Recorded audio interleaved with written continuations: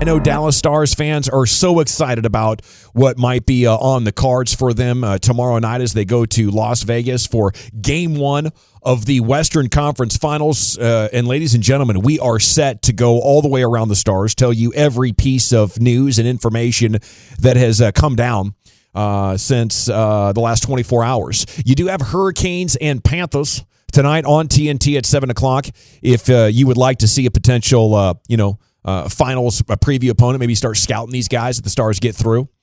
But other than that, we do have all of the start times available. We can tell you when all of these games are going to be played with your Stars here, as the schedule was released this afternoon by the NHL. And tomorrow night, 7:30. Sunday is 2 o'clock in Vegas. What a fun time that'll be. The following Tuesday at 7, Thursday at 7, Saturday at 7.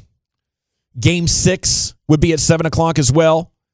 And then the potential Game 7 would be pushed to 8 o'clock on Wednesday, May 31st in Las Vegas, if you need it, if neither team is eliminated by the time. So mostly 7s, other than tomorrow night, 7:30, Game 2 at 2. And then Game 7 at 8 o'clock. So much better for our viewing and sleeping schedules. Thank you, NHL, for finally seeing fit to give us a decent start time so our kids could actually fall in love with this hockey team. Yeah, man. We don't have to choose between sleep or Stars. We get the sleep and the Stars. Gosh, that's a beautiful duo. It is, man. It's no fun when you're just starting to go sleep deprived. Now, we do know Aiden Hill is going to be the Vegas starter at goalie, and this might be the most exciting thing you got going on in this series, even though you don't have the home ice advantage, and you tip your cap to Vegas. But apparently they've lost 5 goaltenders to injury this season. So Aiden Hill is a guy that's borderline jobber, journeyman. He's a guy that's never been considered a top goalie or a surefire, this dude is our starter. So I think that's huge advantage, Dallas Stars, with Aiden Hill being the starting goaltender for the Vegas Golden Knights. Yeah, and their backup, if Aiden Hill struggles, they might have to look at Jonathan Quick, who was with the LA Kings, won a couple Stanley Cups with them. But I mean, he's an older player. However, he's got the postseason experience. So yeah, they've had a weird situation there with the goaltenders, as you mentioned, going through about 5 different. Yeah, that's a huge edge. Now, can you get Ottinger? Do you trust Ottinger to rise to the occasion and be the top playoff goaltender that he's is? You can have a couple of shaky series, but, man, if you shut down here in the conference finals and lead this team to a finals, we'll forget all about the multiple goals in very short periods of time. And allowing more than 50% of the shots he let in for individual periods in that second series. That was crazy. But where are you guys at with Otter right now coming in? Is this still a major asset or something that's on shaky ground for these Stars? I still consider him to be a major asset, but I am now having to come to grips with the fact that I don't necessarily know that I'm going to get his best every single night. I do feel like I'm getting his best more often than not in a 7-game series, but I'm now kind of grown accustomed to the idea that he's probably going to have a couple of stinkers throughout a series, but I know that he's going to bounce back every time. Right. I mean, he's definitely going to bounce back. That dude, the mental toughness is strong with him. He is a young Padawan of the Jedi Order, but I'm still confident in Jake Ottinger. I do think he's, without question, the best goaltender left in the playoffs for me. And while, yes, he has not carried the Stars and put them on their back like we thought maybe he would have to do at times, he's been helped. I mean, offensively, they've been there for him. And that's why this Stars team is different, and this Stars team has a legitimate chance. Of course they do. They're in the Final Four, but why we felt like they could win the Stanley Cup, because they are a complete team. The big question will be the defense in front of him. They've had some shifting parts with Miller and Hakanpää, and what do their defensive pairings end up being? Like, do they keep Harley and Hanley together? Do they end up shifting some stuff? I think the support in front of him is very critical, especially in this series where Vegas leads the postseason in blocked shots. So their defense is strong, and they're going to bring it to help out Aiden Hill. I think the Stars' defense is going to be big in this series, but I'm very confident in Otter. Yeah, I think you have to be. The thing you mentioned about maybe 1 or 2, the shaky moments, the fact that that if he does have that shaky game, that you're going to get that bounce back. I think that's really the most. I think the team realizes that too. that you know what, if he's going to have a bad day, then we'll probably lose this one. But next time we lace him up, we'll be okay. There's that factor you have to have, and you're to the point now where you're in the Western Conference Finals. You're down to the finals. You got 4 teams left in all of hockey. You're one of the 4. So there's a reason why the Stars are here. They've won. I think they've won 2 really tough series though. I think the Wild series and this one especially. They beat 2 really good teams. Yeah, especially with what with the Kraken and how many different scorers they had and having to deal with that, and the speed that the Kraken played with. Dealing with that again here with Vegas. Not the speed, but the depth. They have 13 different scorers as well on this team. Yeah. So to me, I think that Otter's. I think he's more than up for the task for this one. It is a great storyline that's been true with these Stars over the last 3 or 4 years. Like the longer the series goes, it feels like the more they figure out what it's going to take to create opportunities and to shut the other team down. They struggle. Like it always seems like that games 1 through 3, there's some kind of thing where the Stars are trying to kind of figure out. Yeah. And it maybe it doesn't go as well.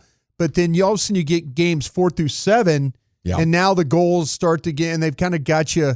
They got you pegged a little bit. Incredible watching that Game 7 when it was like the Stars are without question the faster team. And throughout the entire series, it seemed like Seattle was. But they stepped up and raised their game when they needed to. Yes, sir. Okay, we go to the morning news here as we're taking you around the Stars. The headline today, why the Stars are the most compelling story left in the Stanley Cup playoffs, written by Kevin Sherrington. And there's just a number of really great storylines here. You have DeBoer facing off against the former team that fired him last year. I mean, that by itself could be one of the top storylines in any sport postseason. Rope Hintz losing the underrated label and now leading all of the NHL postseason in points with 19 of them. So you have a breakout star, which could capture the attention of an NHL fan base. You have Wyatt Johnston, the kid, just turned 20 years old, breaking out. That story could be a Sports Center. Hey, look at this rising star having such a huge impact. And then you have the old man, the 38-year-old roommate of the kid in Joe Pavelski, who's seemingly getting older with age. So, there's a number of things that are create incredible content for features, for storylines. And because of that, I think you can expect the Stars to be getting even more publicity than usual. And, maybe some of the things that could now allow this to take the brand and the recognition of Texas hockey up just another notch. Now, speaking of that, Star Telegram has a story here. Thanks to the Dallas Stars' success, they're talking about putting a team in Houston.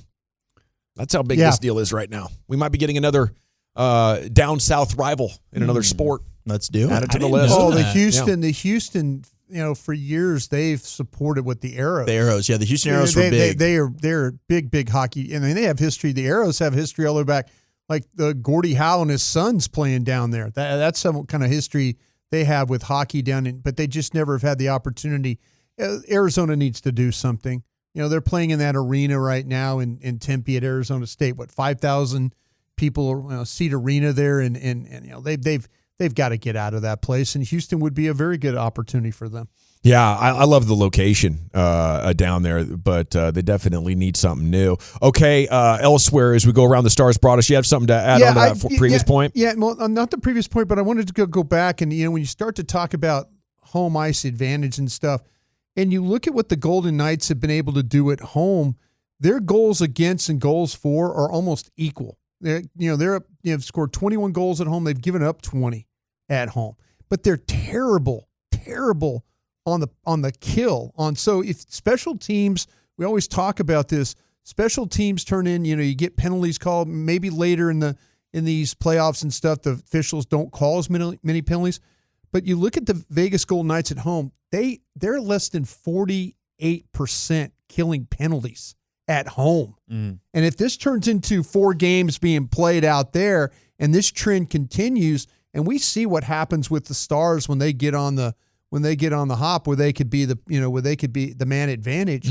But if Vegas is going to be that poor at home, killing penalties, this might be something that you kind of focus in going into the series. Hey, this could be an advantage for the Stars. The Stars have the best power play remaining in the playoffs. Yeah. So that's definitely one. It was interesting. The Athletic had an article. They interviewed a coach, an executive, and a scout, I think it is. But one of the executives in regards to Jason Robertson, who we've been really nervous about, he said, I'm not worried about Robertson. He's doing a lot of good things for them team-wise. He's putting pucks in behind the defense. He's playing more of a complete team game, even though he's not scoring. And it's not like he isn't getting chances. They're just not going in, or the goalie's making a big save. Against Seattle in Game 7, he could have scored twice. Probably in the regular season, both go in. From a coaching perspective, I see a guy that's getting chances, and it's only a matter of time before he's going to break through.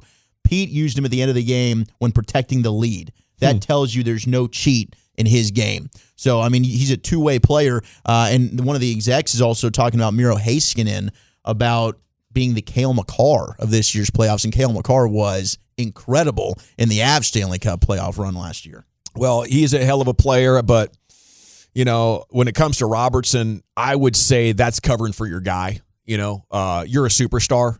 I don't want to hear about your all-around game. I don't want to hear about how you're a two-way player. You want some pucks in the back of the net. Yeah, I think when you're developing athletes, create a chance. You can't worry about the results. Oh, you didn't execute, but don't worry about that. You know, you did all the right things. Worry about what you can control. When you're paid to score goals, when your job is to score goals, there's nothing more that you can say about it than it's a giant failure. You know, and as a coach or as a GM or a teammate, your job's to try to build up his confidence, because there's no benefit in calling it what it is. But what it is right now, it's one of the biggest playoff turtlings that we have seen in DFW sports history. You know, this is Barry Bonds with the Pirates. This is A-Rod in the playoffs before they won that one World Series. You know, and he had a decent postseason run there. This happens in sport, you know, and it is your ability under pressure when your adrenaline is firing. Mike Bassick talks about his first game in the big leagues and how he was just shaking, right? And some guys, when they go to the next level, they can't handle the added energy that's in their bodies. The greats wake up on playoff day, boy, they are energized, and they take that energy and they channel it and harness it to play their best ever. The guys that fall short of that get psyched out by that energy. And Jason Robertson's still a young player, so I'll have faith in him. But to me right now, this is a long-term hope that Jason Robertson can evolve himself into a good playoff performer. The pressure's high. Your adrenaline is firing.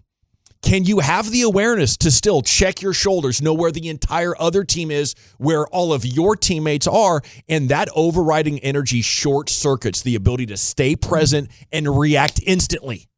So guys that are over-energized, anxious because the moment is too big for them, they're always a quarter second behind because they're thinking instead of reacting. And it's the intimidation factor of being on the game's biggest stage that really separates the greats. That's why in basketball, it's the superstars that have won pretty much all the championships except for Dirk and the Pistons for the last 25 years. And in football, it continues to be the Bradys and Mahomes. Why? The other guys can do the job. Sometimes they have better stats when you line them up against 17 teams during the regular season. Get them to the postseason. That separates the men from the boys. And right now, it's nothing but a major gut check time for Robertson. Thanks to the text for calling me out on Pavelski. He is getting older with age, and that's my bad. I thought that was a hot take, man. Thank you. Yeah, no, we need better from Jason Robertson, and I hope they can win the Stanley Cup in spite of his performance.